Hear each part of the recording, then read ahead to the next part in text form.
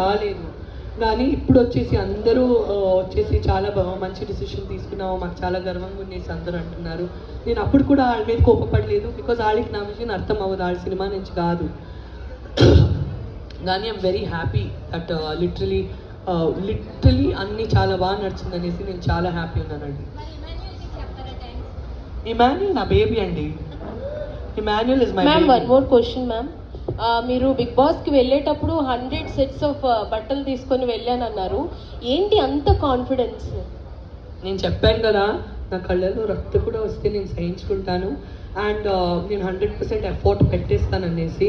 And నేను వేరే ఊరిలో ఉన్నానండి, నేను బెంగళూరులో ఉన్నాను. ప్రతిసారి వాళ్ళకి ఇబ్బంది పెట్టేసి అది కొరియర్ చేయండి ఇది కొరియర్ చేయండి కాకుండా, అండ్ నాకు ఎవరైనా షాపింగ్ చేసిస్తే నాకు ఇష్టం ఉండదు, నాకు నాదే ఇష్టం ఉండేది నేను వేసుకోవాలనేసి.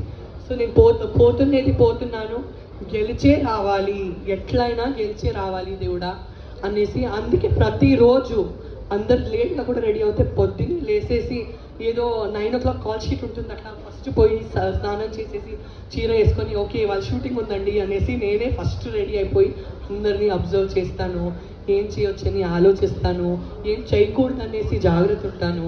సో నేను లిటరలీ 100 days షూటింగ్ కోసమే పోయాననేసి నా మెంటలీ నా బ్రెయిన్ ప్రిపేర్ చేసుకొని నేను పోయాను.